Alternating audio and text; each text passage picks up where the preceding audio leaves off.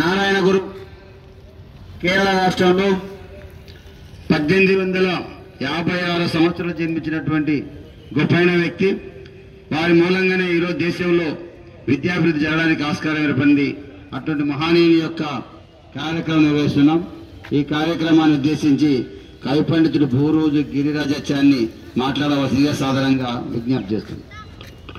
ఈరోజు భారతదేశంలో ఆధ్యాత్మికవేత్త, తత్వవేత్త, మహనీయుడు, శివగిరి ఆశ్రమ స్థాపకుడు నారాయణ గురు గారి జయంతి కార్యక్రమాన్ని నిర్వహిస్తున్న ప్రియమిత్రులు రాజారాం ప్రకాష్ సార్ గారు, వాల్మీకి సంఘ నాయకుడు దేవన్న నాయుడు, మైనార్టీ నాయకుడు బాలమీయ, క్రాఫ్ట్ టీచర్ బాయ్స్ స్కూల్ మరియు దళిత సంఘ నాయకుడు తిరుపతయ్య గారు ఇక్కడికి ఇచ్చేసిన అందరికీ స్వాగతం పలుకుతూ, మన భారతదేశంలో ఆ రోజుల్లో కులాల పట్ల వివక్షత చూపుతున్న ఆ కాలంలో కేరళ రాష్ట్రంలో ట్రావెంకోర్ తిరువనంతపూర్ దగ్గర చెంపలంతి అనే గ్రామంలో మదనాసన్ కుట్టియమ్మ అనే పుణ్య దంపతులకు 1856 సంవత్సరం ఆగస్టు 20న మన నారాయణ గురు గారు జన్మించారు. 1928 సెప్టెంబర్ 20న మరణించారు. ఈయన కేరళ రాష్ట్రంలో ప్రముఖ ఆధ్యాత్మిక తత్వవేత్త, అద్వైత సిద్ధాంతకర్త. ఈయన జయంతిని, వర్ధంతిని ఆ రాష్ట్రంలో ప్రభుత్వం సెలవు దినాలుగా ప్రకటించి ఈయన జీవ సమాధి పొందిన అరవిపురం, అక్కడ వర్కలం అనే ప్రాంతాల్లో ప్రజలంతా అక్కడ వెళ్లి ఆయనను ఆరాధిస్తారు. అటువంటి నారాయణ గురు ఆ రోజుల్లో తన తండ్రి మదనాసన్ ఉపాధ్యాయుడు, కొంత వ్యవసాయ భూమి ఉండేది, జ్యోతిష్యము పండితుడు, సంస్కృతంలో తన తండ్రి దగ్గర అన్ని విద్యలు నేర్చుకొని ఆ రోజుల్లో కేరళ రాష్ట్రంలో వీళ్ళది ఈలావ వంశం, అంటే అక్కడ దళిత వంశము, వీళ్ళని అస్పృశ్యులుగా అంటరాని వారిగా చూస్తూ దేవాలయాలకు ప్రవేశం లేకపోతే ఈయన ఒరు జాతి, ఒరు మతం, ఒరు మనుష్య, అంటే ఒకే జాతి, ఒకే మనిషి, ఒకే దేవుడు, ఒకే మతం అని ఆ కేరళ భాషలో చెప్పాడు. అంటే దేవుడంతా ఒకటే, మనుషులంతా ఒకటే అని మానవత్వ సూత్రాలను ప్రబోధించి ఆ రోజుల్లో తమ రాష్ట్రంలో దళితులకు ప్రత్యేక పాఠశాలలు పెట్టించి విద్యాగంధం అందించిన మహనీయుడు.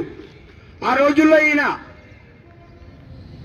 చిన్నతనంలో తల్లి మరణిస్తే తండ్రి దగ్గరని అన్ని నేర్చుకొని కొంతకాలం దేశమంతా తిరిగి స్వాముల దగ్గర, గురువుల దగ్గర ఎన్నో వేద విద్యలు, యోగా అన్ని నేర్చుకొని మళ్ళీ తిరిగి వచ్చి అరవిపురంలో శివలింగాన్ని ప్రతిష్ఠించబోతే బ్రాహ్మణులు నీవెవరు లింగాన్ని ప్రతిష్ఠించడానికి అడుగు అని ప్రశ్నిస్తే ఇది మీ శివుడు కాదు, మా ఈలావ జాతి శివుడు అని వాళ్ళని ఎదుర్కొని అక్కడ అరవిపురంలో అంటే శివాలయాన్ని కట్టిస్తాడు, శివలింగాన్ని ప్రతిష్ఠిస్తాడు.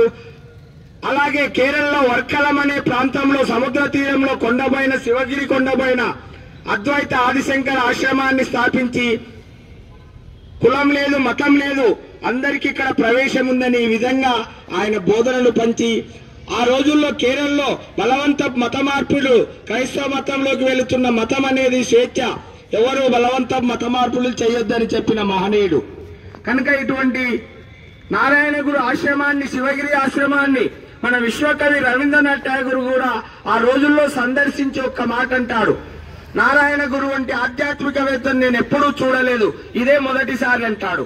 ఇంత గొప్ప మాట ఆయన బోధనలు విని, ఆశ్రమాన్ని చూసి.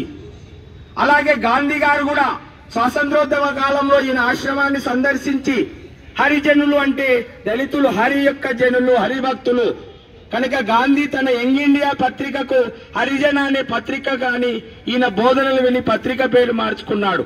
అటువంటి మహనీయుడు మన నారాయణ గురు గారు. కనుక నారాయణ గురు అందించిన అద్వైత సిద్ధాంతాలు కానీ, ఒకే మతం, ఒకే కులం, అద్వైత దీపిక అనే గ్రంథాలను, ఎన్నో వేదాంత సారాలు, పురాణాలకు సంబంధించిన అన్ని విషయాలను తన గ్రంథాల్లో సమానత్వంతో మనుషులంతా ఒక్కటే విశ్వంలో, ఈ కులం లేదు, మతం లేదు, మానవత్వమే ముఖ్యమని చెప్పిన మహనీయుడు. కనుక అటువంటి మహనీయుని మనం నిరంతరం గుర్తుంచుకొని సమాజంలో అందరూ మానవులంతా సమానమని ఆయన బోధించిన అద్వైత సిద్ధాంతాన్ని వ్యాపింపజేయాలని తెలియజేస్తూ ముగిస్తున్నాను. జోహార్ నారాయణ గురువుకు, జోహార్ జోహార్ జోహార్ నారాయణ గురువుకు, జోహార్ జోహార్. కొనసాగిద్దాం మహనీయుల ఆలోచన విధానాన్ని, కొనసాగిద్దాం కొనసాగిద్దాం మహనీయుల ఆలోచన విధానాన్ని, కొనసాగిద్దాం మహనీయుల ఆలోచన విధానాన్ని, కొనసాగిద్దాం కొనసాగిద్దాం. నారాయణ గురువుకు, జోహార్ జోహార్. నారాయణ గురువుకు, జోహార్ జోహార్.